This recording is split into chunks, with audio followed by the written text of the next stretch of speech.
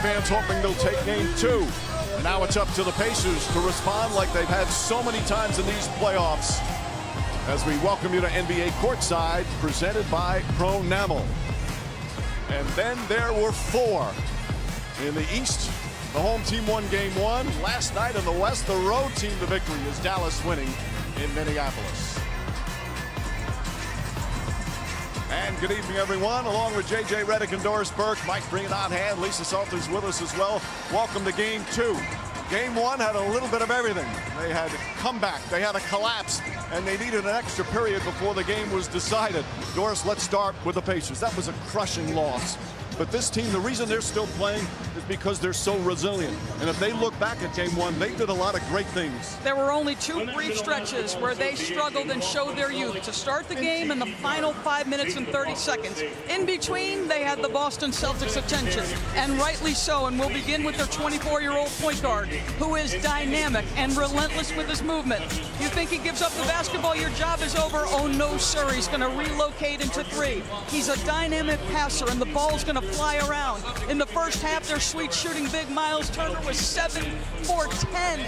And then Pascal Siakam in the second half, Mike, gets to the middle of the floor in pick and roll and proved every bit the calm shot-making force they need him to be. 7 different guys were in double digits. They force you to pay great attention on the defensive end for the full 24 seconds. Well, with more on the Pacers, let's check in for the first time tonight with Lisa Salters. Hey, Lisa. Hey, Mike. Well, everyone is curious to see how this young Pacers team will respond tonight, knowing that they let game 1 get away. And Tyrese Halliburton said, yeah, we were disappointed on Tuesday. But once we watched the film, he said, we actually came away encouraged and confident, knowing that we can play with this team and that we deserve to be here. Halliburton said their takeaway from game 1, we were the better team for 47 minutes and 50 seconds. He said we were in control, we should have won the game, but we didn't. Halliburton said the one thing he has learned throughout these playoffs is that you have to have a short memory, and the key to bouncing back tonight, he said, is coming out with energy and once again taking it one possession at a time. Mike. All right, thank you, Lisa. Meanwhile, for Boston, their mantra all season long has been whatever it takes. JJ, it took a lot to get the win in game 1. Not exactly the way they probably wanted it to go, but they got the job done. They got the job done because of Jason Tatum and Jaylen Brown. They led the way, particularly when the game was on the line. The Celtics forced a turnover with under 10 seconds, had a chance to send it to overtime. Jaylen Brown took advantage with a ridiculously tough shot. And then in the extra period, it was all Jason Tatum. He did a ton of damage throughout the game in the paint, getting to the free throw line. And then when the Celtics needed a dagger, they went to their 2-man action with Derek White and Jason Tatum stepping behind the line, a little shot fake side step, knocking it down. Jason Tatum and Jaylen Brown now have 16 playoff games together where they score 25 or more each. Meanwhile, Boston has lost game 2 in the first round. In the second round, they are determined to end that game 2 streak tonight. Pacers much improved on the road. They want to tie it up. They're determined to even the series. We can't wait for game 2. NBA Courtside on ESPN is presented by New Pronamel Repair Mouth, presented by Pronamel. Hey, welcome inside. For another night of great playoff basketball. As it's time for Who's Enjoying the Limelight, brought to you by Corona Extra. Game 1 saw the Pacers on the verge of an inspiring victory, but turnovers in the final seconds changed everything and opened the door for the Celtics to force overtime, where Boston showed their big game experience to avoid the upset and accept the kudos for the Game 1 win. Now it's time to move on. Game 2 is next.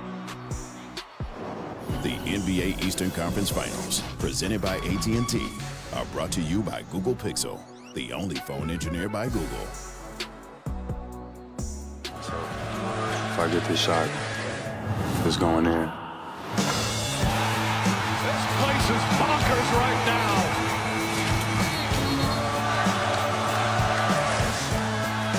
You just got to manage your emotions of the game. A thriller here in game 1. Of course, it's frustrating. Like, we felt like we were in position to win the game.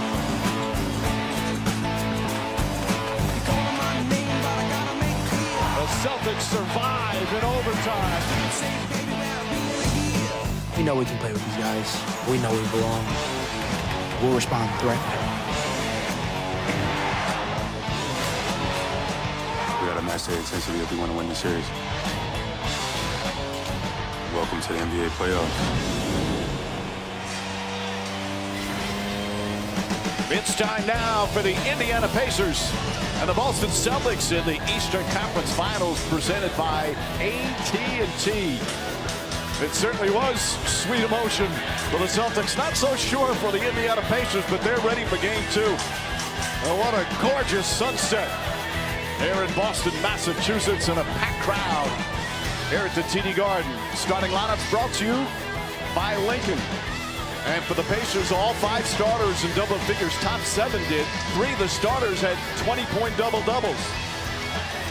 Meanwhile, for the Boston Celtics, still no Kristaps Porzingis. No update on his return. Al Horford will start once again. All 5 starters scored in double figures in game 1 for the Celtics, including a 36-point game from Jason Tatum. And JJ, I thought Al Horford said it best. Quite simply, he goes, we hit, they responded. They hit, we responded. And that's what a playoff series is all about. Absolutely, and you hope that the Indiana Pacers continue to show the level of resiliency and fight they've had throughout this playoff run. They lost game 1 in the first round, came back to win that. They lost the first 2 games in the previous round, and obviously came back to beat the Knicks. I am so curious about the Celtics defense, because they were talking about it's one thing to know they're fast. It's another to experience how fast the Indiana Pacers play. Can the Boston defense dig in a little bit tonight against a team that just goes for 120 like it's nothing? And the Pacers are 4